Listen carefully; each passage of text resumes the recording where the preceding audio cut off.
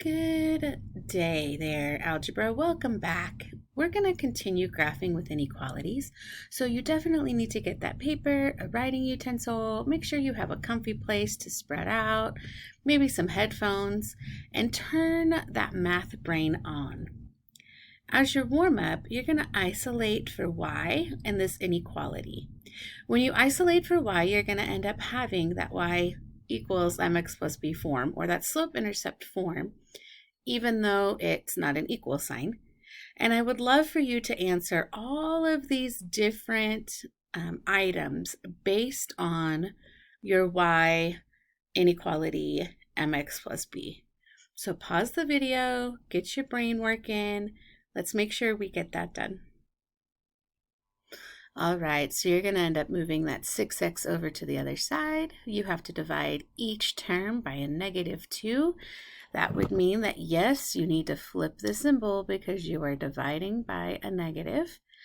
It is a less than symbol, so that means you're going to have a dashed line. The direction is positive because our slope is 3. Because our slope is 3 and that is greater than 1, we definitely know that it's steep. Our y-intercept is -9, which means that our beginning point is 0, -9. It always fascinates me that you can tell so much information from just a little bitty inequality. All right, our opportunity to learn today is that we're going to graph systems of inequalities. So very much like how you graphed systems of equations, we need to graph those systems of inequalities to find where all of those solutions can be through shading. So in order to do this, you need to express your thoughts about possible solutions. We've already done the review. We need to make sure that we isolate at y every time. And then we need to graph and shade. Here we go. You will notice that you have problems 8 and 12. These are the actual problems that are going to be in your practice as well. So when you go do your assignment, please do not pick numbers 8 and 12. All right, here we go. We need to make sure that number 8, we have this set up in that y equals mx plus b form, or that slope-intercept form. And if we look at our top inequality, y is definitely isolated. So because y is isolated, we can then get all that information we need. We know that that y-intercept is 1. Oh, I should say intercept, not y equals. Sorry, typo. Y-intercept, good, is 1. That means our beginning point is 0, 1. So we're going to come over to our graph and we're going to mark right exactly where that point is. We know that our slope is -2/3. That means the rise is -2, the run is 3. So we can count as many times as we need to see where this inequality line is going to go. So we're going to go up 2 and over to the left 3. 1, 2, 3. We're going to do that again from that newly drawn point. 1, 2, 1, 2, 3. It looks like we can do one more, so let's do it. 1, 2, 1, 2, 3. That looks really great in quadrant 2, but what happens? Let's go to the other direction. So instead of going up 2, we're going to go down 2. 1, 2, and over to the right 3. 1, 2, 3. Great point. Let's do it again. 1, 2, 1, 2, 3. And one more time. 1, 2, 1, 2, 3. It is really obvious that that is going to be the line. I like that a lot. The last thing we need to do is to make sure that we notice what that symbol is. It is a greater than or equal to symbol. So that means we need to draw in this line as a solid line. Put our arrows on it so we know it's a line. And we also now need to shade. We need to shade greater than. So you're going to go back to that beginning point of 0. of 0, 1. And anything that is above that 0, 1 is going to be greater than. So that looks like it's right there. So you're going to need to shade in all of this.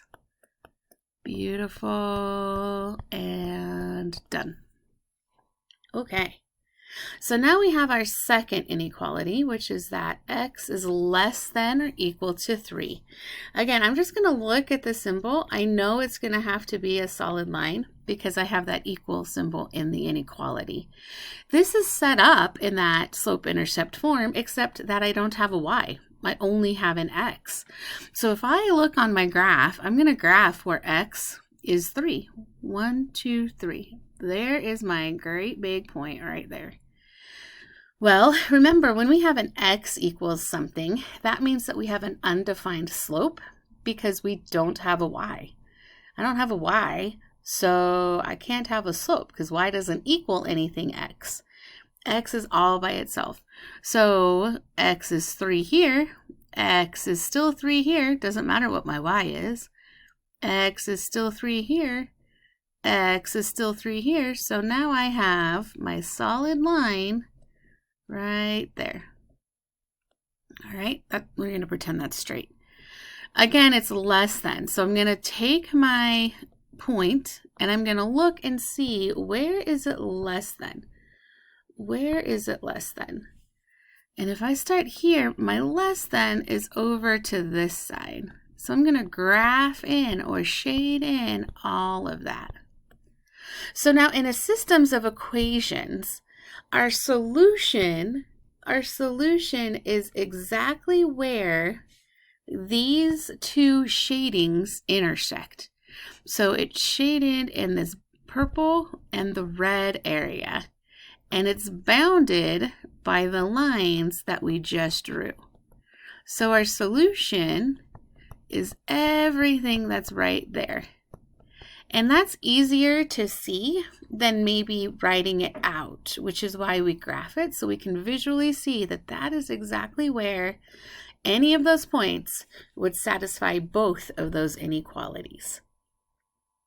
All right, pause the video, take a moment, think through what it is that we actually did for problem number 8.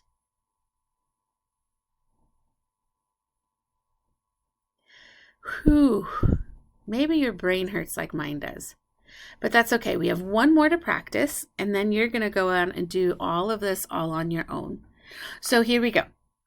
Number 12, we need to look at both of these. If I look at both of these, it's going to be really obvious that none of these, neither the top one or the bottom inequality, have y isolated. So the first thing I need to do is make sure I isolate y. I'm going to go ahead and rewrite it. X minus 3y is greater than negative 6. That x needs to move over. So I have negative 3y is greater than negative x minus 6. I have to divide by a negative, so that means I'm going to have to flip the symbol. Divide each piece by that negative 3. I would have y, I need to make sure I flip that symbol, is less than. I'm going to have a negative divided by a negative, so I get a positive 1/3 x, and a negative divided by a negative gives me positive 2. Sorry, I need to move this so I can write that. There we go. So I have now isolated my y. That gives me stuff I can graph. Here we go, let's graph it. I see that my y-intercept is at positive 2. So I'm going to start on the y at positive 2, draw a great big old dot, make it easy. I notice that my slope is a positive, so I know it's going to face to the right, and it's 1/3, so it's shallow. I'm going to go up 1, over to the right, 1, 2, 3. We'll do that again. Up 1, 1, 2, 3. You get the idea. 1, 1, 2, 3. And again, but the other direction. Down 1 to the left. 1, 2, 3. Down 1, 1, 2, 3. Down 1, 1, 2, 3. Beautiful.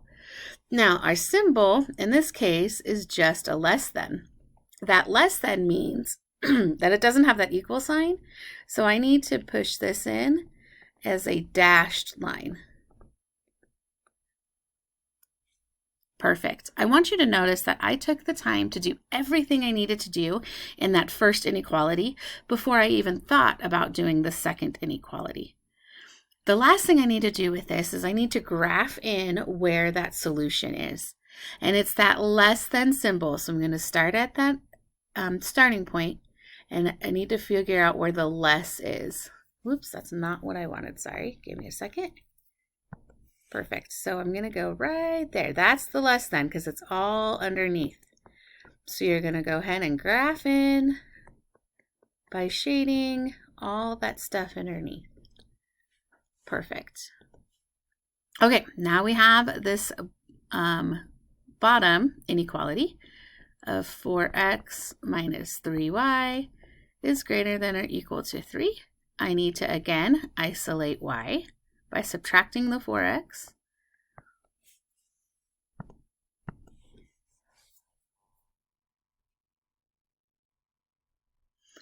I then need to divide by -3, so that flips our symbol. And I am left with y is less than or equal to 4/3 x minus 1. That 4/3 is greater than 1, so I know it's a little steeper, but I start at that -1. I did a hard job with the covering up in the shading, but that's okay. I'm going to count up 4. 1, 2, 3, 4, and go over 3. 1, 2, 3. Let me do that again. 1, 2, 3, 4. 1, 2, 3. Beautiful. Okay. I have this greater than, or excuse me, less than or equal to. That less than or equal to means that it's going to be solid. Sorry, my line is not really through my points, but we're going to pretend I drew a straight line through them. That's better. Perfect. Now I'm going to go back and I am going to look to see the less than. If I start at that starting point, all the less than goes underneath. All that less than goes underneath. My shading is harder to read. There we go. All that less than goes underneath.